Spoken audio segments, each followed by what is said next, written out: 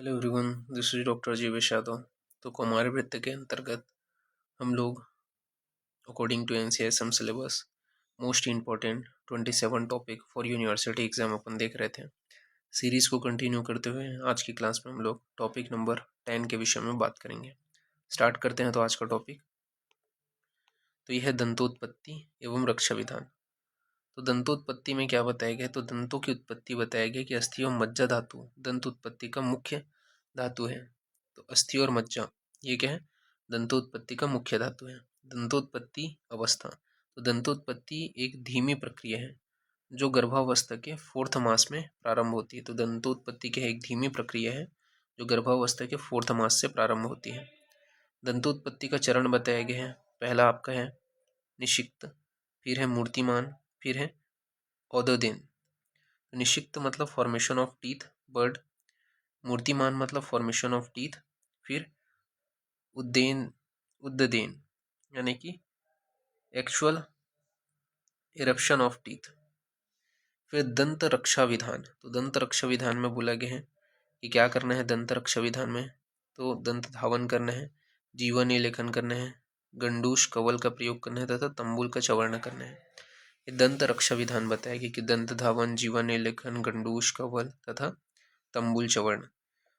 दंत संपत्ति के विषय में बात करें तो दंत संपत्ति में बताया गया है कि स्वस्थ दंतोत्पत्ति 8 मास या उसके पश्चात होती है।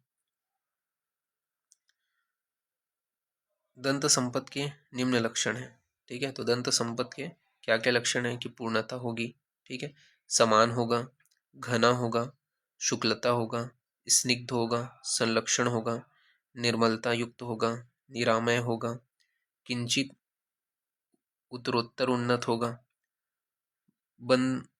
बंधनाम होगा, ठीक है, समता रक्तता बहुघन स्थिर मूल वाला होगा। तो समता रक्तता बहुघन स्थिर मूल वाला होगा।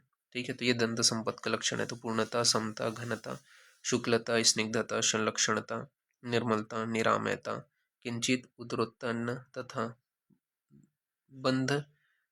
बंधनाम, ठीक है, समता रक्तता बहुघन स्थिर मूल वाला होगा। ये दंत संपत्ति के विषय में बताया है। फिर दंतोद्भव के विषय में बताया गया है। इसका काल क्या बताया गया दंतोद्भव का? तो आचार्य कश्यप ने दंत जन्म 4 से 8 मास के मध्य में माना है। तो दंत जन्म 4 से 8 मास के मध्य में माना है, परंतु प्रत्येक मास के जन्म की कुछ विशेषताएं बताई हैं। जैसे कि 4th मास में दंत दुर्बल होते हैं, शीघ्र गिरने वाले होते हैं और बहुत से रोगों से युक्त होते हैं। तो 4th मास में जो दंत उत्पन्न होते हैं वो दुर्बल होंगे, शीघ्र गिरने वाले होंगे, बहुत रोगों से युक्त होंगे। 5th मास में जो दंत होगा वो हिलने वाले होते हैं, उत्पन्न होने वाले दंत हिलने वाले होते हैं, हर्ष आदि अन्य रोगों से युक्त होते हैं। 6th मंथ में उत्पन्न होने वाले जो दंत होते हैं वो टेढ़े होते हैं, मैले होते हैं, विवर्ण होते हैं और कृमि से खाए हुए होते हैं। 7th मास में उत्पन्न होने वाले दंत 2 पुट जड़ वाले होते हैं। तो 7th मास में उत्पन्न होने वाले जो दंत होते हैं वो 2 फुट जड़ वाले होते हैं, रेखा युक्त होंगे, वृक्ष होंगे और खंड होंगे। 8th मास में उत्पन्न होने वाले जो दंत होते हैं वो सर्वगुण संपन्न होते हैं। तो ये काल के आधार पर बताया गया है। कारण के विषय में बात करें तो दंतोत्पत्ति का मूल कारण अस्थि एवं मज्जा है। तो दंतोत्पत्ति का मूल कारण अस्थि एवं मज्जा है। इनके पूर्णतः पुष्ट न होने के कारण फिर से कालांतर में दंतों का गिरना होता है तथा धातुओं के पुष्ट होने पर फिर से दांत निकल आते हैं। 4 प्रकार के दंतों की उत्पत्ति बताई गई है।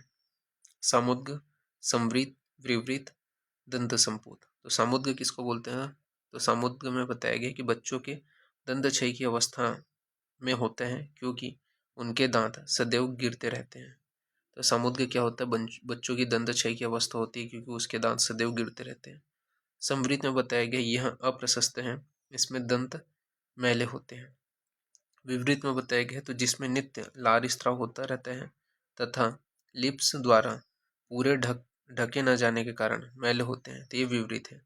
दंत संपूत जो होते हैं वो श्रेष्ठ होते हैं, तो ये चीज़ याद रखना। फिर दंत के भेद बताए गए हैं। पहला है राजदंत, मॉडर्न में से सेंट्रल इंसीजर से कोरिलेट करते हैं, इनकी संख्या 4 होती है। फिर है वक्र दंत, ये सो लेटरल इंसीजन से कोरिलेट किया जाता है, इनकी संख्या 4 होती है। फिर है दृष्ट दंत, जिसे केनाई से कोरिलेट करते हैं, इनकी संख्या भी 4 होती है। फिर है स्वरूढ़ दंत, जिसे अपन प्रीमोलर से कोरिलेट करते हैं, जिनकी संख्या 12 होती है। फिर है घनत्य दंत, जिसे अपन मोलर से कोरिलेट करते हैं, इसकी संख्या 8 होती है।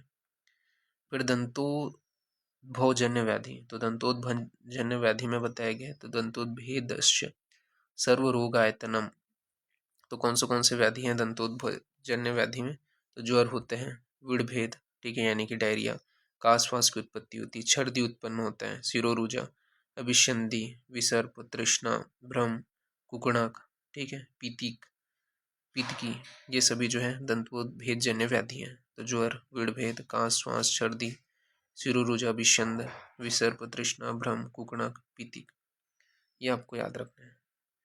फिर इसका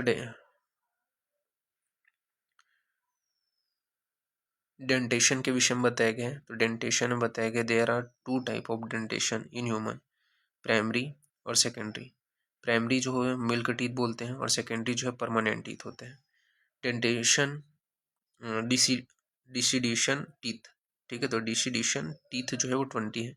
इसके अंतर्गत इंसीजर जो है वो आपके 2 पेयर में होते हैं, टोटल 8, ठीक है।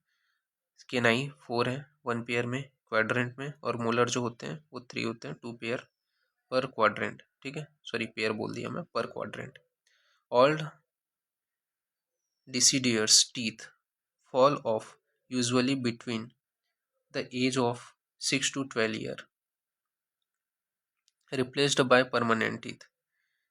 फिर परमानेंट टीथ जो है वो 32 होते हैं, जिसके अंतर्गत इंसीजर जो होते हैं, ठीक है, वो आपके बताए गए 8 होंगे, जो 2 पर क्वाड्रेंट, केनाइन 4 1 पर क्वाड्रेंट, प्रीमोलर 8 2 पर क्वाड्रेंट, मोलर 12 3 पर क्वाड्रेंट, ये यहाँ पे बताया गया है। तो इस प्रकार से ये जो टॉपिक है वो यहाँ पे फिनिश होता है। नेक्स्ट क्लास में आगे का कंटिन्यूशन करेंगे, तो अभी के लिए इतना ही। Thank you.